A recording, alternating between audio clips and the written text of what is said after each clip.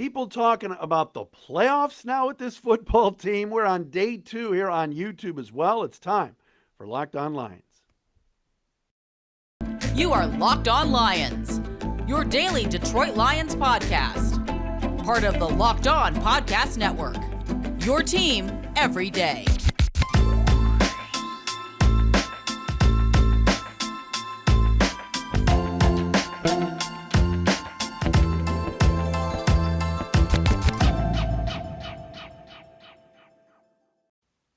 What's happening, everybody? Good afternoon on a Thursday, June 12th. I should say 2nd. I can't get the dates right because now we're on camera. June 2nd into Friday, June 3rd. It's Locked On Lions on the Locked On Podcast Network. Matt Dery with you. Thanks for listening and making us your first listen each and every day. Our first video YouTube guest is coming up momentarily. Eric Eager, the VP of Research and Development at Pro Football Focus, will join us. We'll talk to Eric about his impressions of the Lions, OTAs going on, Jeff Okudah, offense, defense, and where he thinks this team will kind of finish the season. And also how things work behind the scenes at Pro Football Focus. We'll do that coming up shortly here on the program. Thanks again for making us your first listen, your first watch as well. We are on YouTube now, so if you're listening, great. If you're watching, please subscribe, please comment. And check us out each and every day now that we are officially on YouTube. Follow me on Twitter at Dery Speaks, D-E-R-Y Speaks, at Locked On Lions on Twitter, and also the Matt Dery Facebook fan page and Locked On Lions YouTube channel. Coming up on the program today, OTAs going on in Allen Park. The media was present today and able to watch some of practice. I've got 3 takeaways that I want to talk about from OTAs today and some of the comments that went on from Allen Park. We'll do that coming up. And again, Eric Eager is going to join us, the VP of Research and Development at PFF, Pro Football Focus. First things first, a couple of players that were not at practice today, at least not spotted at practice today, include TJ Hawkinson, Taylor Decker, Romeo Okwara, Josh Pascal, and John Pennicini. There but not really working out, Jamison Williams, Jerry Jacobs, Ife Melifonwu, and also Austin Bryant was a little limited as well today. Again, these are OTAs, so this is not the mandatory session. The mandatory minicamp will come up Sunday, Monday, and Tuesday when everybody has to be there, and the Lions will really get after it with their entire team. But as we talked about yesterday, a very big part of sort of the optimism surrounding 222 Rodwood Drive is that the Green Bay Packers have a ton of absences at their OTAs, including Aaron Rodgers and a lot of their defensive players. Now, some takeaways from today. Dan Campbell met with the media and immediately, of course, was asked about play calling. Who's going to call the plays this season? Is it going to be Dan Campbell? Is it going to be Ben Johnson, the new offensive coordinator? Campbell basically said today that they're probably not even going to decide this until game 1. Until week 1 of the regular season, that he knows he can do it. He knows Ben Johnson can do it. And so for right now, that's still up in the air. For some people saying, wait a minute, Dan Campbell's going to call the plays. I think he is. I do. Called the plays at the back end of last season. Jared Goff got better. The offense got better. And Dan Campbell is very aggressive, and it's his team. He's the head coach. So I think at the end of the day, he is going to call the plays. But that is interesting that they don't know as of right now. Takeaway number 2. Ben Johnson spoke today and basically admitted that the first-year offensive coordinator, that he sat down with Jared Goff a few months ago, and the two of them co-designed this offense. And Johnson went a step further to say that they are going to be implementing some things with Goff that made him successful in Los Angeles. They went back and they're going to put some things in the rotation here for the Lions offense, plays and formations and all this stuff that Jared Goff did when he had success going back 17, 18, 19 with the Rams in LA. I found that very, very interesting. And what does that tell you about what they think of their quarterback? You may not like him. I may not love him. But they do. They like him. They're co-designing this offense. Jared Goff has a big say. And if you don't think Jared Goff didn't have an issue with Anthony Lynn last year, then you're crazy. I'm not saying Jared Goff pushed Anthony Lynn out the door, but it might have been a minor shove, a love tap. So put that wherever you want to and file it. But Jared Goff is going to have a huge say in this offense. And if he plays well this year, I don't even know if the Lions will draft a quarterback next year. Obviously, the contract gets easier to get out from underneath of after this season. But it's obvious this team is going to ride with number 16. Takeaway number 3 from OTAs is Jeffrey Okudah spoke today, shot down any kind of rumors that they're moving him to safety. If you've been paying attention, and we've mentioned it here on Locked On Lions, Ife Melifonwu has been taking some reps at safety. Will Harris has been taking some reps at cornerback. The Lions, all of a sudden, if Jerry Jacobs can get healthy, if Okudah can get healthy, you got Oruwariye, you got Mike Hughes, the Lions have some depth at cornerback. If Ifeatu Melifonwu is more of a corner than a safety, but he can play that position. Will Harris might be more than of a corner than a safety because he has struggled having to play that on the way back end in the last couple of years. But the Lions feel like, with A.J. Parker too, they got some depth at cornerback. And so Okudah shot down that he's going to be moving to safety. What he did talk about today was how emotional he got last season when he was sitting in his car after the season opener and realized his season was going to be done after a torn Achilles. Basically sat in his car with I think his grandmother and just bawled his eyes out and cried. And he wants this very badly. He's emotional about coming back. He wants to prove the doubters wrong. There has been that B word thrown around with Jeffrey Okudah as a bust because his first couple of years here, after being drafted number 3 by Bob Quinn, things have just not worked out. He hasn't played well. He's gotten hurt. And, of course, last year, really, he didn't play at all. I mean, the season was ended. But in that opener, of course, we remember the Aubrey Pleasant kind of going off on him on the sidelines routine and all of that. So it was just, it was not a good start to the year for Okudah. Then he got hurt. But he wants to prove that he can play. And that being the 3rd overall pick, that he's got some talent. So you root for a guy like that wants it so badly and wants to do it here in Detroit. So that's going on. That's really kind of the big takeaways from OTAs today. We're going to talk to Eric Eager from PFF, and we'll do that coming up next. First, Built Bar. We've been talking about it. You've asked for it, and now they've delivered it. Built granola bars are here. That's right. Built bars, but granola bars. They come in 3 unbelievable flavors: chocolate peanut butter, chocolate coconut, and white chocolate berry.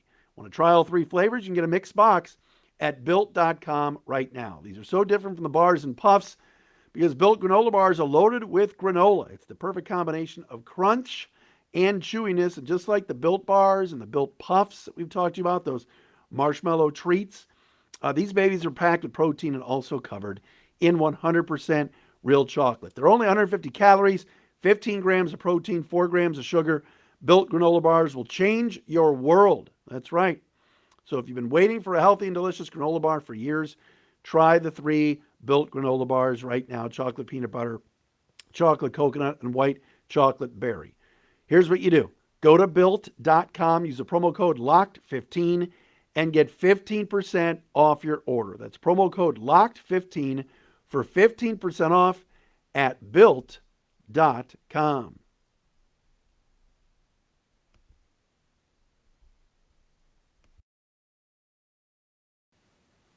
All right, everybody, as promised, let's do this from our friends at Pro Football Focus. Eric Eager is with us, the VP of Research and Development at PFF, and he's our guest today here on Locked On Lions. Eric, thanks so much.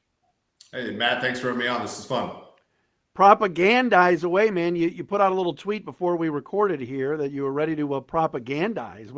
What'd you mean by that? Are you high on the Lions or low on the Lions? Which direction we going?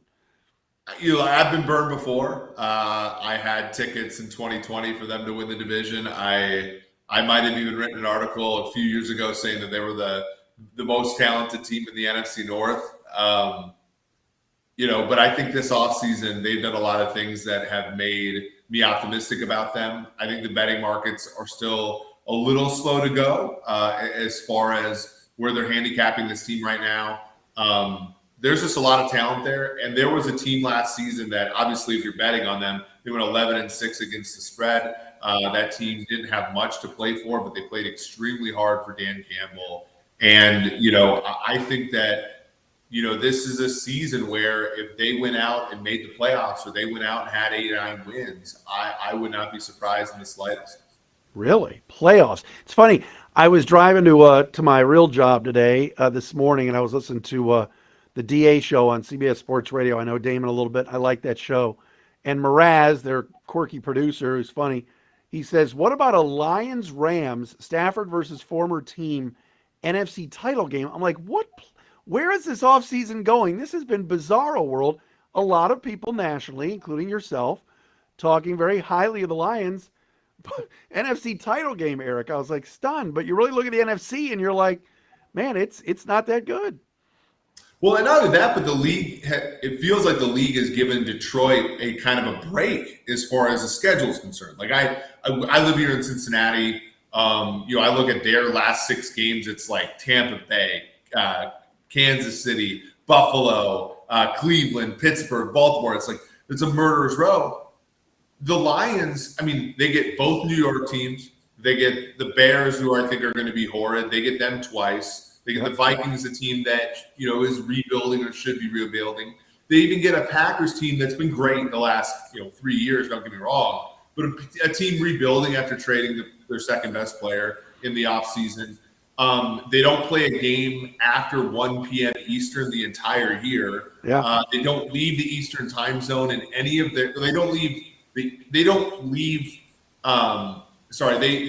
Eastern or Central time zone, I don't think. And correct. They don't go further than Central. Yep. They got to play Dallas. Any game this year. Yep. They have the best rest sort of travel differential. Like there's so much that is like when you're looking for how does a young team break through, it's patterns, it's leadership, it's stuff like that. And it's also like just getting a few wins under their belt. And like I look at this team, they played extremely hard last year with the coach. They won some games at the end of the season. Games against one game. Minnesota's an 8-win team. Arizona was an 11-win team, a playoff team. And obviously they beat the Packers in the game that, Packers played for half the game or so, but it was still a pretty impressive performance. And now you come back and all the additions that they got, there's a lot of blue chip talent on this team, especially on the offensive side of the ball where, again, when you're playing, most teams are bad because their defenses are bad. And so you get into a situation where you have 3 first-round picks on the offensive line and you don't have a lot of pressure on Goff. This team could get on the green and get into playoffs in this weak division in a league that's set up for them to have success, in my opinion. Eric Eager with us from Pro Football Focus. Certainly likes the Lions. We're getting established there. Tell me this, by the way, and I talk all the time with Dave and some of the folks at PFF. VP of Research and Development. What does that mean? Prior to PFF, I was a math professor, actually in Wisconsin. I studied, I had a PhD in math and did a bunch of, research there. Really love football, though. Transition to football. So I run a group of about 5 data scientists at PFF, and basically all of the numbers-based stuff that you see on our website, which you can get access to with a subscription and everything like that, originate from our group. So win probabilities, wins above replacements, all the grades, a lot of the new stuff, the fantasy projections, the gambling stuff, all the stuff that you can get access to on the website, that originates in our group. The mock draft simulator was built by Timo Riske, one of my best data scientists. So basically all of the stuff that we do to try to push the game forward originates from my group. All right, so let me ask you this. I'm a big PFF snob. I love you guys. I have a subscription, the whole thing. Every Monday on our show, I do the top 5 and bottom 5 from the weekend from PFF and how you guys graded them out. I'll just use an example because you can help me here. Alex Anzalone graded very poorly, like near the bottom for linebackers. Mm-hmm. So how do you and your team, how do you guys determine that? Do you have somebody that really knows the game, sitting there watching it? You guys do the grading. How does that work? That's a good question. So, like, I actually played in college, but I wouldn't even purport to think about knowing the game as well as most people. We have people, so every single game, we have a group of 2 graders who grade the games. So they go through and, like, if Jared Goff throws a really great pass on an in route, it gets dropped, we'll still give him a plus 0.5 on that play. If the linebacker gives up, gets beaten in coverage by a running back and the ball's caught for a 15-yard gain, we'll give him a negative 0.5 or maybe a negative 1. If a wide receiver fumbles, we give him a negative 1. And so all that play-by-play data is sort of input into a system. And then our job as mathematicians is to take those little grades, add them up, compare them to the rest of the league, and give you that 0 to 100 number that you get at the end of the day. But furthermore, our biggest problem is to see, okay, are we undergrading some players? Is our interpretation of football, should it evolve over time? A really good example is, when they started running RPOs kind of in 2016, 2017, it changed what's required of linebacking play, right? So our old grading system, is it flexible enough to interpret that, or do we have to change that? That's all part of what's under the umbrella of research and development for us. So I mentioned Anzalone as an example. You brought it up. Goff throws a pass. It's a good one. It's caught. Guy drops a pass. Guy fumbles. But for some of these players, like linemen who we're not watching, or even a linebacker who might not even be in the play, how does that work in terms of grading him?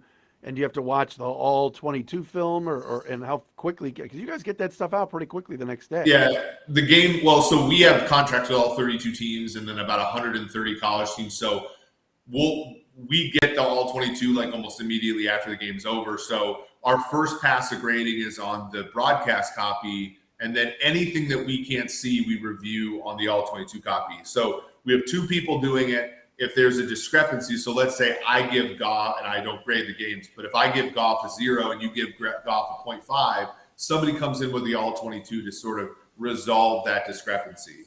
Wow. And so that gets resolved by a third person in a double blind review process, and so on and so forth. And then we have team clients. So essentially if there are issues with, let's say we call somebody a slot receiver when in reality they were part of a bunch and they were designated the outside guy, whatever, the teams will flag things for us and we'll update them based upon what the teams want. Because even though we're a fairly big media company now, one of our first aims is to make the teams happy with their data, because a lot of teams, use our data in many different ways. Are the Lions heavy in liking you guys? I have heard that the Lions do look at it. I know in the past they hadn't maybe as much. Is that true? Yeah, they've had people in that building that have spanned the Jim Caldwell era, the Patricia era, and now the Campbell era. So they're pretty big power users of us. I know the special teams coaches have been, because we chart special teams and stuff like that, and that's a hard process. A lot of vendors don't do that. So, you see how Campbell made decisions last year. He was pretty progressive on 4th down decisions. I know that they're doing things now with the tracking data that they hadn't done before, and a lot of teams hadn't before. The XY data that you get from the league, which we've done some analysis with, but it's a very rich data set. So yeah, I think I would say that they're fairly progressive. Michael Disner, a guy who they've elevated into one of the football ops roles with the contracts and stuff, have also done a really good job of pushing the envelope forward as far as how well they do contracts and things like that in a more data-driven way. K.O. Grignetti is a former Big Data Bowl winner that actually works for them now. Very sharp guy as well. So I think they're in good hands. I mean, I like I said, my optimism about the Lions is relatively robust.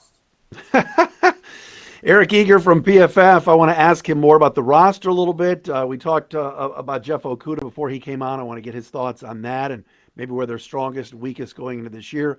We'll do that coming up next. First, though, our friends at betonline.net, your number one source for all your betting stats and sports info. Tonight, folks, it's the NBA Finals, Game 1, Golden State and Boston, of course. And the Warriors have the home court. You want to bet on the game? You can do so at betonline.net. You get all the latest sports developments, news and odds, including this year's NBA championship, the NHL conference finals, as we talked about, Major League Baseball going on. The Tigers keep winning.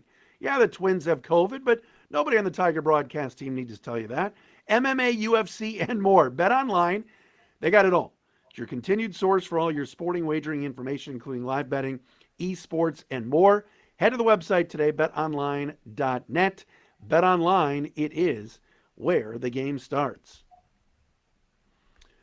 Eric Eager is with us from Pro Football Focus, our friends at PFF. We thank Dave Salfaro for getting Eric on with us. We love Dave and that crew that's lodged down there in Cincinnati, home of the Bengals, Eric, that they went from, 4 wins to a Super Bowl. I don't think you're predicting that for the Lions, but what makes you so optimistic? You talked about the offensive line before, but what else stands out?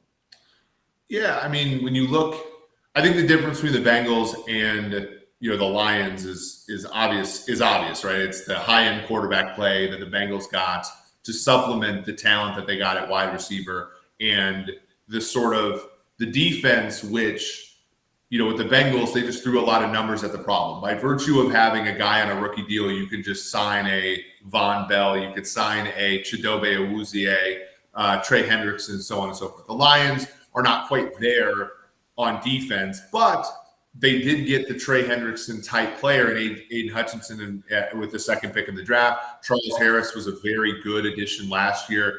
And cornerback play is streaky, right? I think a lot of people look, when Trayvon Diggs was a rookie, the guy was getting burned up and down the field.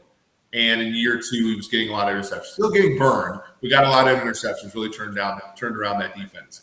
So Okudah at pick number 3 in 2020 has not had a good start to his career. He's not played the best. He's not necessarily, been as good as he could be. But at the same time, I think, him and Amani Oruwariye can really sort of form a good corner tandem and get this defense into a respectable place. And then if you do that, you get the offensive side of the ball. 3 first-round picks on the offensive line. Top 10 pick at tight end. Jamison Williams, Amon-Ra St. Brown, DJ Chark, and DeAndre Swift. That's a good supporting cast to go with Jared Goff. No, I think that for sure you see the improvement offensively. Defensively, it's certainly interesting that Brad Holmes just collects defensive linemen and edge rushers. Pascal was a bit of a surprise pick for some people. Obviously, Hutchinson, Romeo Okwara, his brother, Charles Harris re-signed. This, right, Eric? If you get to the quarterback, which the Lions have not been able to do in years, that will improve the entire defense, including a linebacking core that has a lot of questions, right? Exactly. And I think with Patricia was just such a weird thing where, on purpose, he wasn't getting to the quarterback. You look at the charts of, number of pass rushers versus time to throw, and the Lions were this outlier where they'd rush 3.5 players per play, and then the quarterback had all day to throw, and it's well, why isn't Jeff Okudah playing well? It's we've got to cover a half a second more than everybody else in the league, and that there's no hope there. You get to the quarterback a little bit faster. Hutchinson, for me, I have him projected at 9 sacks. You're talking about a guy, and I'm not sure why this happened. I think, again, it's part of the Lions, in my opinion, getting lucky this year and having some of the characteristics of teams that can break through. He's a great athlete. Is he as good of an athlete as Trayvon Walker? No, but he's a 90th percentile athlete in the position. Super productive. Got off the ball really fast. Just an absolutely great player rushing the passer and also a very willing run defender. He also gets, when you look at the offenses that they get to play this year, Minnesota's offensive line is never going to remind you of the old, teams of Todd Stussy and Randall McDaniel and those guys. They stink. The Bears' offensive line is horrible. Yeah. Packers, they're a good football team. I think really good defensively. But the Packers' offensive line, if David Bakhtiari doesn't come back healthy, that's kind of a mess, right? Yeah. And I know they got Zach Tom in the draft out of Wake Forest, but he has a relatively easy road. And a lot of times, defense is about the offenses you face and the schedule you end up having. And I think that stacks up okay for the Lions. So defensively, that's their weak spot. But I think that you squint a little bit, there's a chance for them to be pretty good. On offense, I really don't see them having a problem. They're going to protect Jared Goff. They're going to have explosiveness in the backfield. And once Jameson Williams gets in the fold, that's 3 good wide receivers that, kind of is emblematic of what the Bengals have in Tyler Boyd, T. Higgins, and Jamar Chase. And so, when other teams other teams usually have 2 or 3 good players in the secondary. And so, if you can come at them with 3 wide receivers, that generally is sufficient. I think that's going to be what the Lions are going to have as an advantage. Give me a minute on Goff. Where are you with him? You've said nice things, and I'm sure fans are excited. And, I don't think anybody here is going out and buying 16 jerseys like they did number 9 jerseys. But now that he's got, like you said, an offensive line, hopefully healthy with Ragnow back, and Decker playing most of the season, a running game for the first time in decades here. How do you think he'll do? Yeah, I think the issue with Goff is that he's not a perfect quarterback, right? And I'm a fan of the Kansas City Chiefs. I've been and I've been through this whole Andy Reid era where they had Alex Smith playing, and that team was people forget, but in 2012, the last year it was Romeo Crennel's only year, but the last year of this sort of like Scott Pioli, Todd Haley era, they went 2-14. Yeah. And Andy takes over. He gets Alex Smith for 2 second-round picks. They build the roster. I was at this game. They played the Steelers in the playoffs, and they were 12-4. They had a bye in the first round, and they lost a playoff game 18-60 to the Steelers. And then the next draft, they took Mahomes, and it's all history. I think Goff is the quarterback that shows you how far you can get until you need the elite guy. So I'm not betting on the Lions to win the Super Bowl. I'm not betting on them to make the NFC title game. I think Goff's good enough to show you. Goff's good enough to show you what you have in Amon-Ra St. Brown. He did last year. Yeah. He's good enough to show you that Jameson Williams can be, just like Alex Smith was good enough to show you what Tyreek Hill was. Good enough to show you what Travis Kelce was. I think Jared Goff is in that sort of Alex Smith, maybe in that area where he's always going to disappoint you if you really want to win something, but he's not. There's a floor there that I think is actually fairly high if you support him a little bit. Eric, this was a lot of fun. Appreciate the time, and hey, let's see where this whole thing goes. But there's some excitement here in Detroit, and love you guys at PFF. Thanks so much. Hey, thanks for having me on. Eric Eager with us. Follow him on Twitter at PFF_Eric. That'll do it for a Wednesday edition, everybody. Day 2 here on YouTube of Locked On Lions, right here on the Locked On Podcast Network. Thanks for making us your first listen each and every day. And we are back again tomorrow.